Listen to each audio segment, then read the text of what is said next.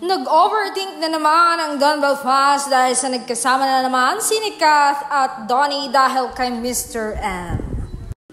Ayon sa aking source, nagsama-sama lang naman ang mga anak sa showbiz ni Mr. M dahil na-miss na daw niya ang mga ito. At miss na rin nila si Mr. M kaya't planado na sila'y nagkita-kitang lahat. In short, nagkamustahan. At may napag-usapang mga projects na kanilang iluluto this year till 2025. Tignan natin kung matutuloy ang mga ito.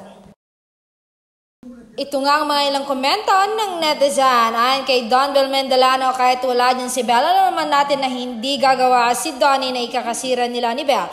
At kita naman natin noon na pumunta sila sa Binondo, halos na di sila maghiwalay ni Donnie at sigurado tayo na mahal ni Donnie si Belle Mariano. Diba, hayaan na natin ang basher ng DB, basta Don Bel lang tayo.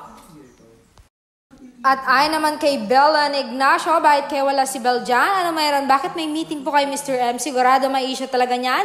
Kasi hindi niya kasama si Belle, lalo na si Rachel. Ang post sa TikTok niya, tama pala yun na post si Rachel na makasama sila Kath at Donnie at iba pang artista.